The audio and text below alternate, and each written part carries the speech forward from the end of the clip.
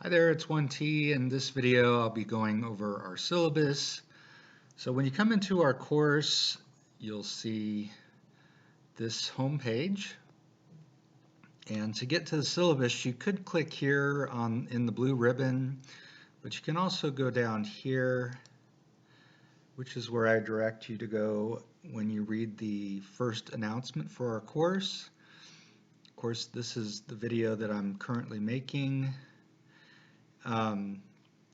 So there's also a syllabus link here, and in this link is to some Dallas College materials that talk about what a syllabus is for those of you that might be new to college. It's basically a contract between you and your teacher. And so let's go ahead and get to the syllabus. All right, so this is contemporary math, Math 1332. And the thing that differentiates our course from all the others is the section number. We're C6. And my name is Scott Smith. Notice it's Scott with 1T. That's my nickname is actually 1T because of that. Scott Smith at dallascollege.edu. That's my email. Notice again, Scott is with 1T and there's no space between Scott and Smith. My phone number is 972-677-8940. And normally I will get back to you if you send me an email within 24 hours. In fact, normally it's much sooner than that. However, when things get really crazy, sometimes an email comes in and I'll look at it and I'm like, well, I need to think about it a little bit more before I respond. And if I forget to come back and do that, then I may miss that 24 hours. So please, if I ever do not reply within 24 hours, just send me another email and I will be apologetic. My office hours for this course will be virtually by appointment. I used to have like a specific time for everybody, and that just didn't really work out because people's schedules are kind of all over the place. So it's just easier to do it individually. You can see here that I'm in my office at Brookhaven Monday through Thursdays from 7 a.m. to 8 a.m. and on Tuesdays and Thursdays from 1 to 1:30 p.m. So you're always welcome to call at that time or email or even stop in if you'd like. I think that's about all I want to say there. You can see our withdrawal date there, November 13th, certification date 9/8. This is the course description for the course. You can read that on your own. Same thing with the learning outcomes, the things you're supposed to learn.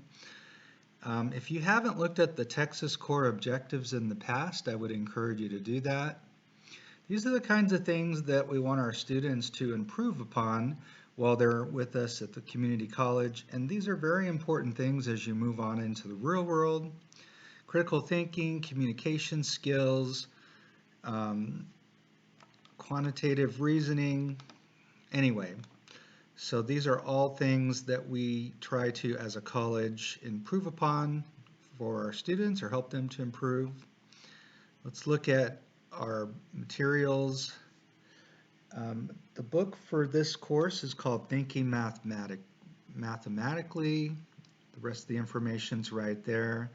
But you actually get the book as part of My Lab Math, which is included with your tuition as long as you participate in the Include Ed program. In the past, people would sometimes opt out because they might find a way to save some money. It's been my experience that there's really no way to save any money anymore, and it just leads to problems. So for that reason, I just encourage people not to opt out. And in general, it seems like recently that hasn't been an issue. On occasion, though, we do have students that opt out, and sometime during the semester, they just lose their materials and they can't get into their homework and stuff. So be careful if you take that option. Again, I don't encourage it. So what is My Math Lab or My Lab Math? It's an online textbook-based software in which you'll complete assignments. Students must have access to a computer with internet access to complete the required work for this course.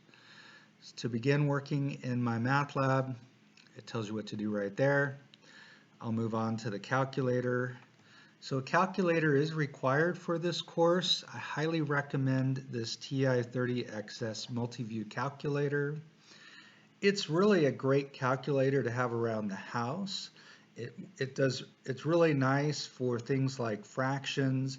The best part of this calculator is you can see everything as you're putting it into the calculator, kind of like a computer, and it's able to handle expressions, particularly fractions within fractions, like what we're going to do in the financial math section. That are on the old calculators, they were real challenging to do those calculations.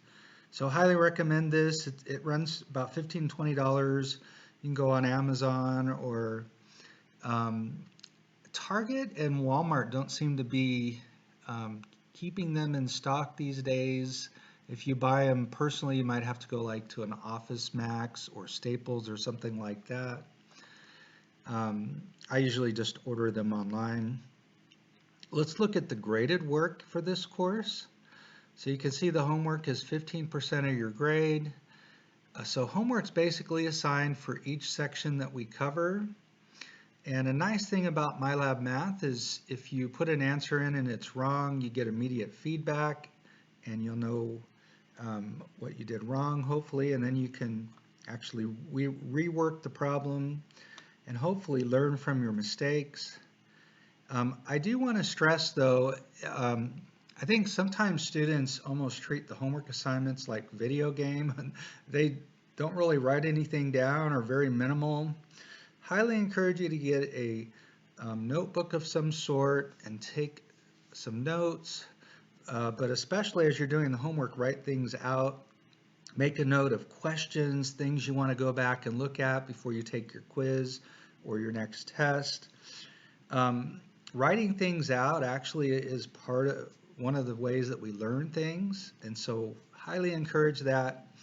You know, when you get to a quiz or a test, you can look back and study before you take your test or quiz, and that can be really helpful. But again, writing things out helps you to learn. As far as quizzes are concerned, they basically assess whether, how you're doing. They normally cover like 2 or 3 sections, and I would encourage you not to use notes. Maybe study your notes first and then take the quiz.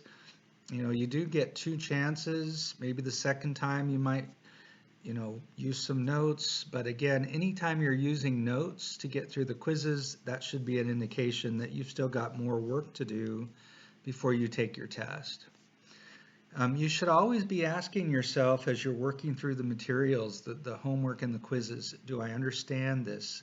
Can I do this on my own without notes?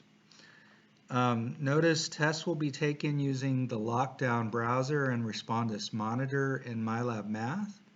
Basically, these programs are utilized to hold students accountable for doing their own work. There are no retakes. Oh, by the way, if for some reason you can't use the Lockdown browser and Respondus Monitor, we can set things up so that you can take your test in our library in the Academic Testing Center. The library is called the Learning Commons. You may see that name instead. But anyway, when we get to the first test, we'll talk more about that.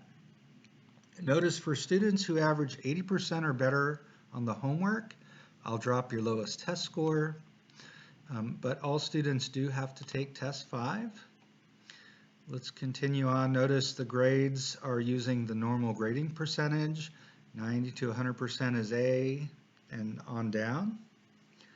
I do want to point out with the 0332 course, the developmental math part of this course, there are no D grades. So you basically either pass with a C or you fail the course with an F. Now that's not true for 1332. You can get a D or an F. Hopefully that won't be the case, but so just keep that in mind. And basically your grade for the Math 1332 course, I'm sorry, the 0332 course is your homework grade. So if you get an A on the homework, A average, you're going to get an A in that part of the course. All right, next thing you see is a schedule here. So you can see the first week. We've got how to enter answers in MyLab Math, and this is a video where I go over the key features of the calculator I recommended. Those are there for your, to use as needed. Now notice college success, it says DMAT 0332. So that's an assignment specifically designed. It's basically an extra assignment that you have because you're in this co-requisite course. It's basically for that developmental level course. And then these are the assignments for Math 1332. Those are the regular assignments you would see in a standalone Math 1332. So you can see everything up through quiz 1 is due by Sunday, August the 31st. Notice to be certified, you've got to complete these assignments with an average of 70% by the 7th of September. That's a minimum requirement. Notice the second week you also have these assignments as well. Sometimes I have students that basically have a late start.